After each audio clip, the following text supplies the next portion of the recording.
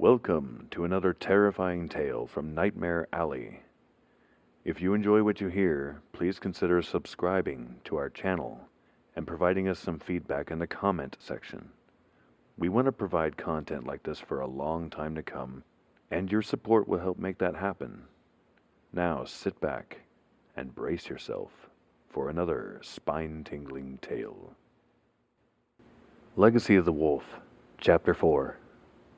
Sam was 10 years old, in a hospital gown, seated at a table across from a man in a suit. The man was trying to smile, but it was a smile that didn't look like it really belonged on his face. This man had come to see her at the hospital a few times before. He asked a lot of questions. "Do you remember your parents?" The scene changed. Now Sam was in a white tube. There were clicking noises. She was supposed to lie very still. What were their names? She was under blue covers in her hospital bed. There was a thick bandage around her head and wires that ran from underneath to a machine. Looking out the window, she could see a funny kind of mountain that was tall and flat on top. "What is your name?" She was in a dark room now, watching the bright images flicker on a screen. It was her parents. Home movies. Of her as a baby, her first birthday, Christmas. They all looked so happy. "My name is Samantha." She was back in the hospital bed, staring out the window at the funny mountain, but there was no bandage on her head. The lights overhead went off and then came back on. Sam's throat felt tight, her skin tingled. Something was wrong about all of this. There were no sounds outside, in the hall, none of the hospital noises that she had become used to. She got out of bed. The tile was cold on the bottoms of her feet. One by one she put on soft slippers, went to the door and out into the passageway. Her room was near the end of a short corridor. The lights overhead buzzed like angry bees. They clicked, blinked off and then on. Suddenly Sam wanted to be anywhere but here. She walked to where the short corridor was met by a much longer one. There were doors in the long hall, lots of doors, and a gurney on one side, but there were no people, no nurses, doctors. She shuffled toward the gurney, looking into the rooms as she passed. No patients. "Hello," she called. No answer. There were more clicks, louder this time. Then, beginning at the far end of the passage, the overhead lights shut off one section at a time. The darkness closed in, swallowing her until there was nothing but the sound of her own breath and footsteps. Behind her, where she had come from, getting closer. But they sounded weird. They clicked, almost like the ticking of the lights before they died. Whatever it was, it would be around the corner soon. She ran as fast and as hard as she could, smashing her hip into the corner of the gurney, falling onto her other side on the tile floor. She pulled herself up and walked backward, knowing that whatever it was could get her if she didn't keep moving, but she couldn't see anything in the impenetrable black. Facing front again, she gasped. Two blazing yellow eyes hovered just a few feet away, the eyes of something not human, something dark and awful and hungry.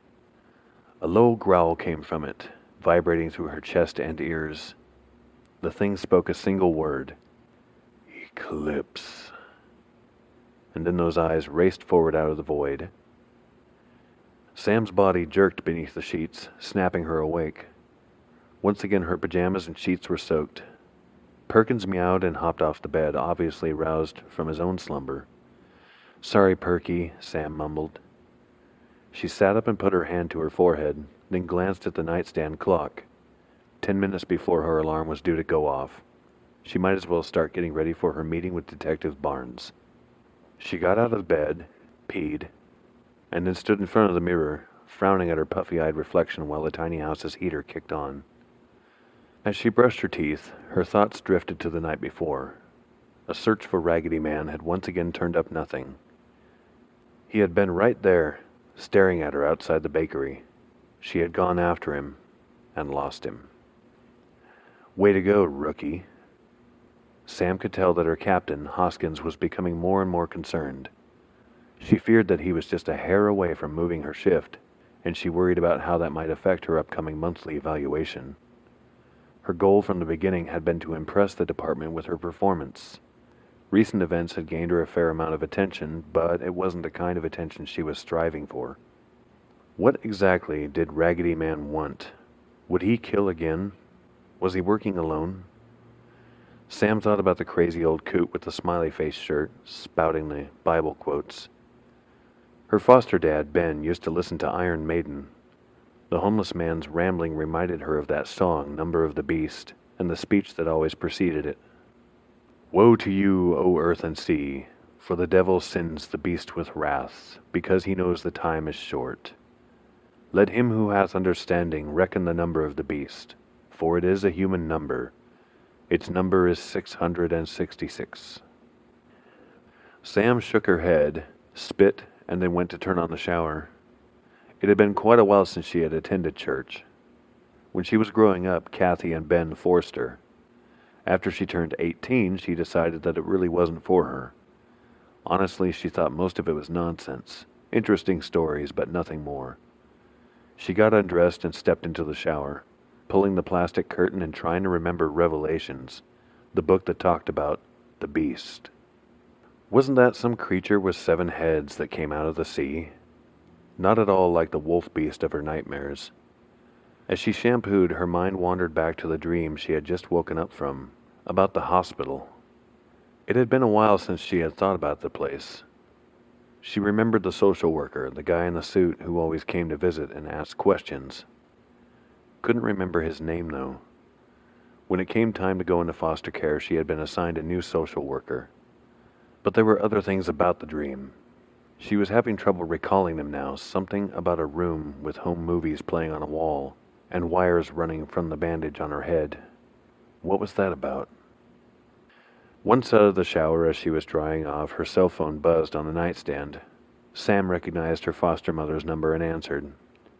Kathy said, "Hey, it's me. I was at the hospital all morning." Sam froze. "Are you okay?" "Oh, I'm fine. It's your Uncle Bruin, pneumonia," the doc said. "He'll be okay, but with everything else he's been through." Uncle Bruin wasn't really Sam's uncle, but he'd been a friend of the family for as long as Sam could remember. Just last year he'd been diagnosed with lung cancer. His health had gotten steadily worse, and now this. "I gotta go meet with Detective Barnes, but I'll swing by the hospital right after," Sam said. "Oh, he'd love to see you. I'm taking the car in to get the oil changed now, but I'll call you later." Okay. When was the last time Kathy had taken the car to get the oil changed? Ben had always done it when he was alive. After that, Sam took the vehicle in for her every 6 months. Weird. She'd have to ask about it later. "Well, sweetie," Kathy said, "I'll let you go. Love you." "Love you too, Mom. Bye." Sam hung up the phone, her mind still reeling from the news about Bruin. When it rained, it poured. Thanks for listening. If you like what you heard, please subscribe to the channel, like the video, and click the notification bell to receive updates on upcoming videos. It's listeners like you that make what we do possible.